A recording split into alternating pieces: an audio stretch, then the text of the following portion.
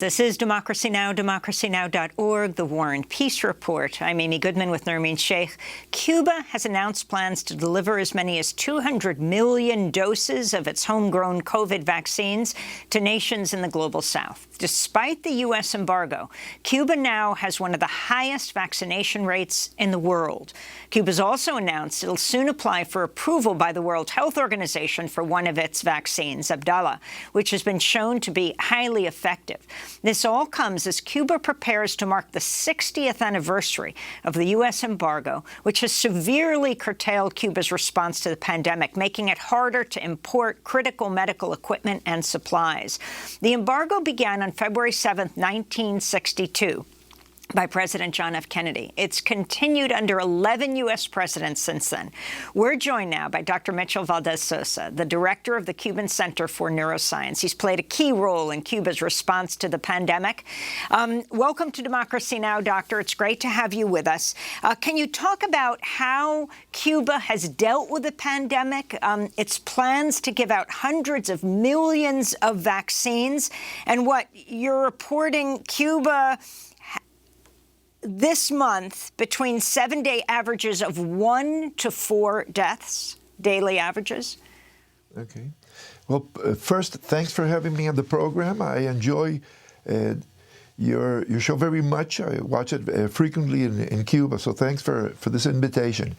I think Cuba really faced the menace of the pandemic with trepidation. We were really worried because we saw news around the world of people dying, intensive care units being overloaded, and new variants continuously appearing and sweeping around the world. I think the key to the Cuban response is the close coordination and collaboration of all the actors, everyone involved.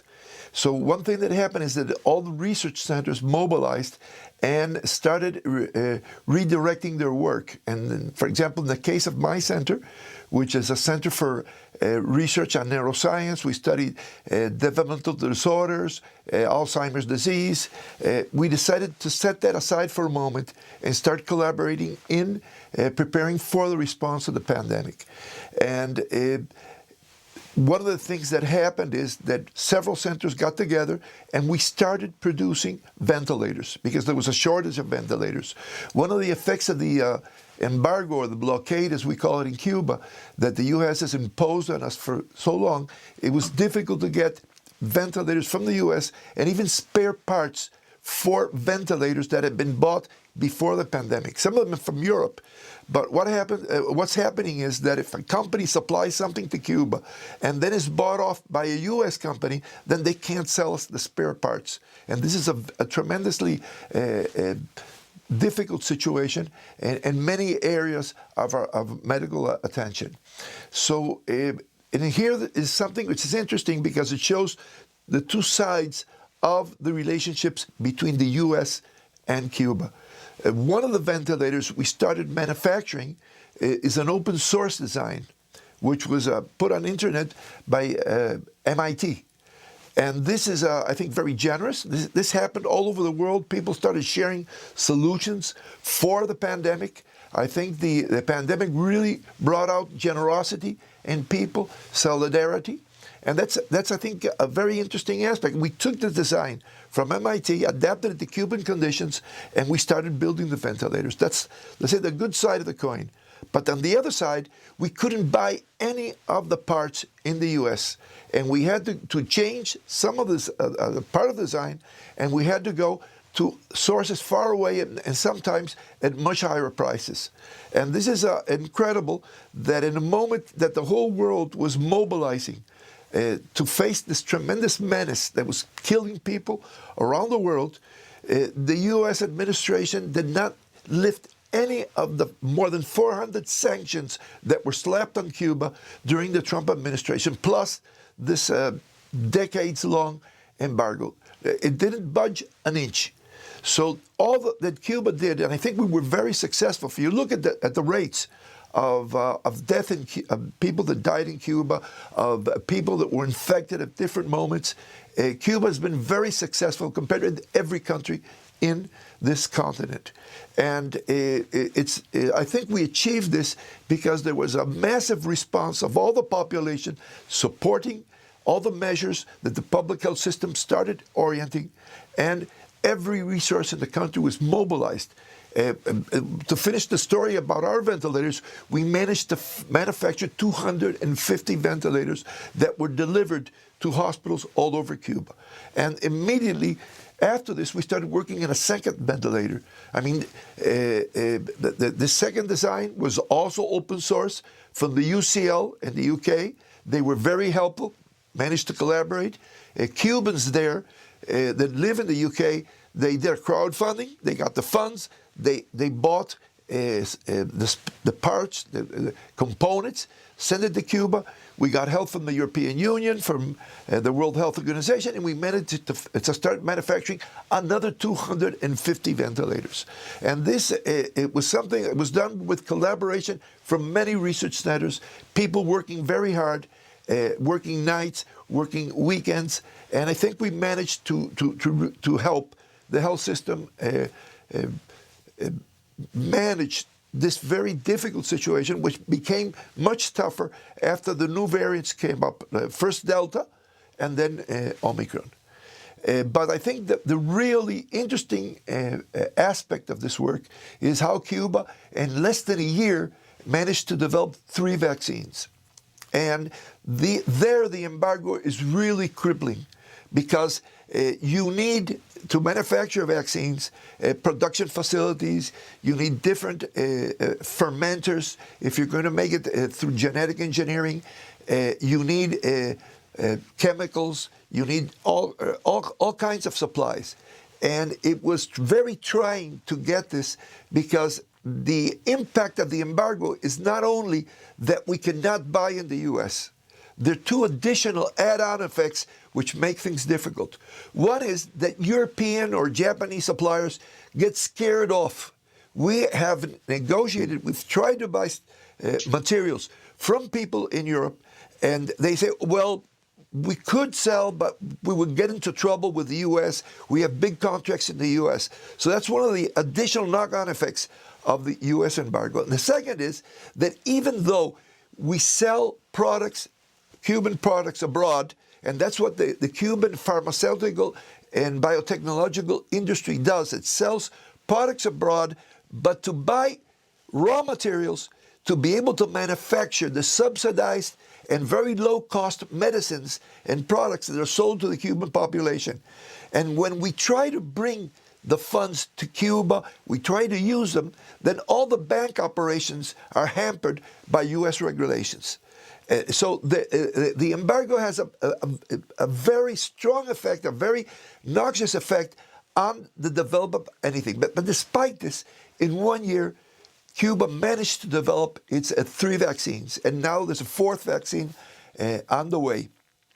The interesting thing is that the rollout of the vaccines was very, very effective and very easy. There's I'd say the Cuban population, the Cuban people, have great trust in their health system. They don't see it as something that's separate from them. They collaborate with it. It's not a money-making machine. The public health in Cuba is free for everyone. We have family doctors in every neighborhood. People trust their doctors. So we're very puzzled when we see the news abroad that there are people that distrust the vaccines, that there are people that don't want to get vaccinated. In Cuba, there's no vaccine mandate, but people just line up and are really anxious and enthusiastic to get vaccines. And we have over 80% of all the population with the full vaccination program. Everybody's been vaccinated, and now we're rolling out a booster, an additional booster vaccine. Over 50% of the population has received the booster. At our center, in addition to redirecting our work to manufacture ventilators. We also set up a vaccination center. We gave over 6,000 shots. The doctors and nurses that work at our center volunteered, and they were working very hard. And just people would call and come with enthusiasm. And I think the important thing is that there's been years of working up trust in science. People feel that the future of the country is really connected to science. And they see the scientists that developed the vaccines as heroes. Even some of the most popular songwriters and musicians have written songs about the vaccines and about the doctors. And I think this is part of a really consistent message of all society. When you see on Cuban TV anyone talking, it could be the president, it could be a minister, it could be a teacher, a sportsman, everybody's masked up. This has been a consistent message to all the population. And every day, the Ministry of Public Health on television reports how many cases there are, if there's any deaths. And this problem of keeping the public informed and of being talking straight to them and really giving them information has been very useful. And while I think we've been very successful in controlling this pandemic, although it's been incredibly difficult, and we've had to manage and invent many ways to work around all the negative effects of the embargo. And Doctor, despite the effectiveness of the vaccines that Cuba has developed, they've not yet received approval from the World Health Organization.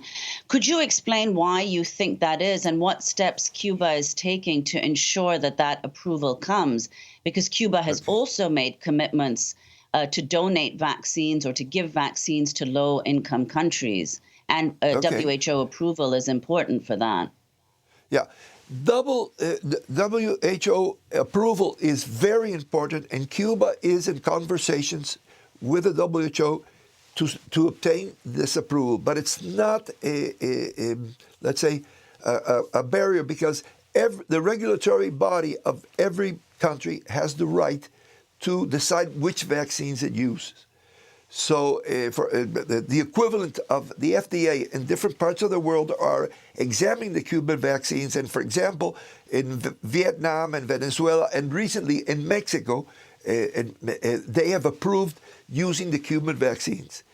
Cuba is working with the World Health Organization, and it's finishing a new production plant in Mariel, the latest technology. And the idea is transferring production of vaccines to this new facility, so it will have all the possibility of receiving an inspection by the World Health Organization and being finally approved.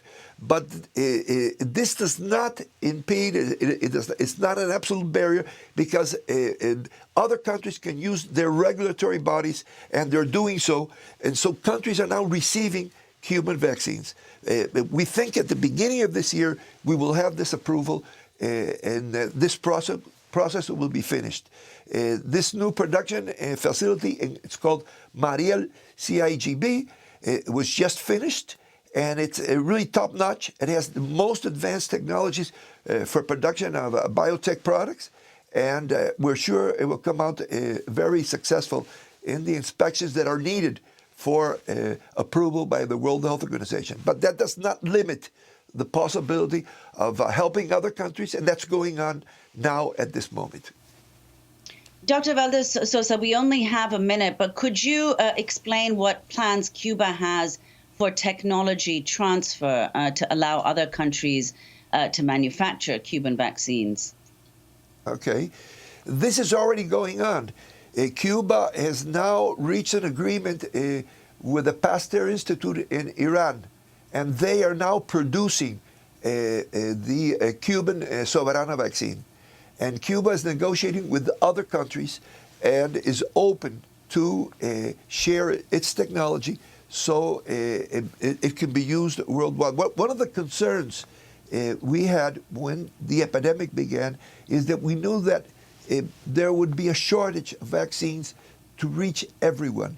And it's absolutely clear if we don't vaccinate the whole world population, there's going to be the risk, and it's almost certain, that new variants will arise, and some of them will be able to circumvent and to get around the defenses that previous vaccines have achieved.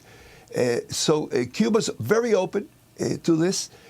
We're part of the global South, and we understand that medicines and vaccines are not a commodity. It's not something to get rich with. It's something to save people's lives.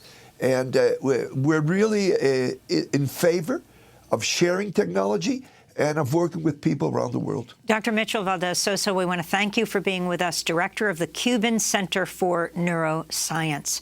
Next up, as the Federal Reserve signals it's going to raise interest rates, we'll talk to business reporter Christopher Leonard, author of The Lords of Easy Money. He says the Fed's broken the U.S. economy. Back in 30 seconds.